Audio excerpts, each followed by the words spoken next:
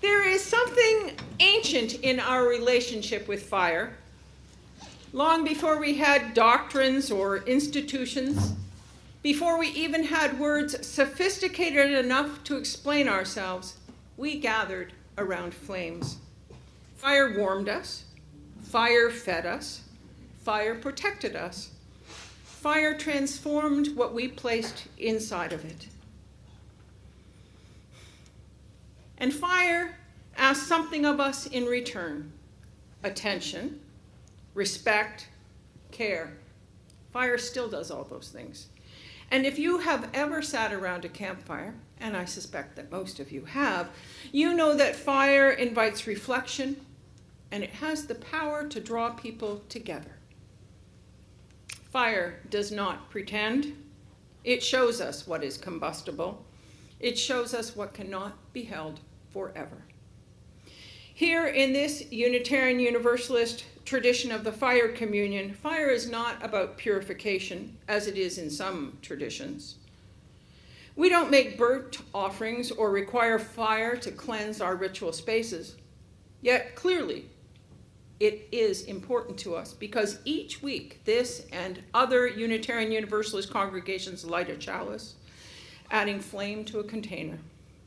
Fire in our tradition is a symbol of hope, of light, the light that reveals truth, and it is a transition from ordinary time to the time that we hold reverentially separate from other times. And fire communion is not about erasing or burning away parts of ourselves, pretending we can burn away pain without residue.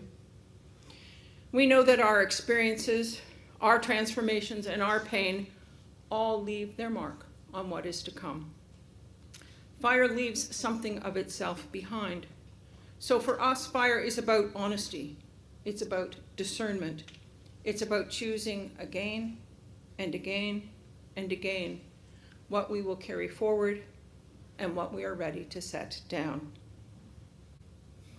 Because every life accumulates weight, some more than others. We accumulate habits that once protected us, but now constrain us. We accumulate stories about ourselves that were handed to us by others, stories about what we were allowed to want, how much space we should take up, how loudly we could speak our truth. And we accumulate grief, some of it sharp and recent, and some of it so old we sometimes forget we are still carrying it. And we accumulate fear, quiet fears, respectable fears, fears dressed up as realism or responsibility. Fire communion gives us a rare invitation not to fix ourselves, not to judge ourselves, but to ask a gentler and braver question. What no longer serves the life I am trying to live? That is not an easy question. Many of the things we release once had a purpose, and some still do. Letting go doesn't mean that they were wrong. It means that we have changed, or the world has changed, and our faith calls us to respond with integrity. Sometimes we need to take a hard look at the shelves and the closets of our home so that we have room for the new book, or the warmer jacket, or one that fits. A life that isn't stagnant means we must make room sometimes. We must make hard decisions to donate or sell what no longer warrants the space it takes. Unitarian Universalism does not tell us what to believe, but it does ask us to be accountable for how we live.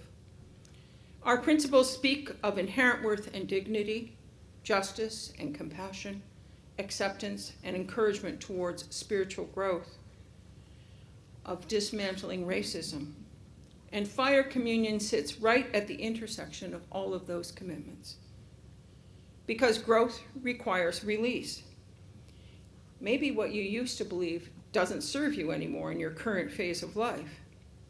Maybe the expectations that you tried to live up to, held by others or yourself, don't really represent who you are now. Life is, I think, a long process of setting some things aside in order to live into current or future possibilities. You cannot take hold of something new if your hands are already full. You have quite likely heard the story of the wise Zen master. People came to him to get his advice and to learn something of the way of Zen from him. And one day, a clever man, in some stories he's portrayed as a professor at the university, a clever man came to him and said, "I would like you to teach me how to achieve enlightenment." Well, the Zen master smiled and said, "Yes, let's discuss this with a cup of tea." As they sat, the master picked up the teapot and began to pour tea into his visitor's cup. And the master poured and kept pouring and kept pouring over the rim of the cup, onto the table, and onto the beautiful clothing of the visitor. The visitor, sure that the master was mad, shouted, "Enough! Can't you see the cup is full? You are spilling it everywhere." The master smiled at his guest and said, "You are like the cup, too full to take any more. Come back to me when your mind is empty." We need to let go of things. We know this, and it is not easy. It is disorienting to find things missing or not in familiar places, even if we're the ones who've done the cleaning out. And it is, if we are to live lives of integrity, still necessary.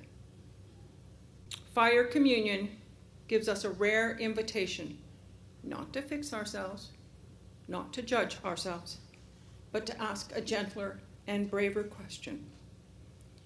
What no longer serves the life I am trying to live? And yet, let us be clear, release is not the same as erasure. The fire we use today is symbolic, not magical. It does not make pain disappear. It does not undo harm. But what it can do is mark a turning, a decision, a moment when we say, "I see this clearly now, and I choose not to let it define me." There's courage in that. And because we do this here together, there is community in that. One of the quiet gifts of our fire communion is that we do it together. Each of us comes forward with a private burden, but none of us releases alone. We witness one another, not the details, but the act itself. We say without words, "You are not the only one who struggles. You are not the only one who is trying." In a world that constantly urges us to be perfect, optimized, invulnerable, this ritual offers a different vision of faith. Not certainty, but practice. Not answers, but intention. Not purity, but honesty. Fire does not ask us to be flawless. It asks us to be present. So as you prepare, whether you have brought something heavy or something small, whether your paper felt full or maybe you left it blank, know this: you are not required to let go of everything at once. Spiritual life is not a single burning, but a series of small, faithful releases over time. What matters is not what we placed in the fire, but the care with which we chose. And when the flame dies down, as it always does, may we remember that the fire was never meant to consume us. It was meant to remind us transformation is possible, meaning is made, and we are always, always allowed to begin again. Always allowed to begin again in love. Blessed be. Let's take a few breaths in silent reflection.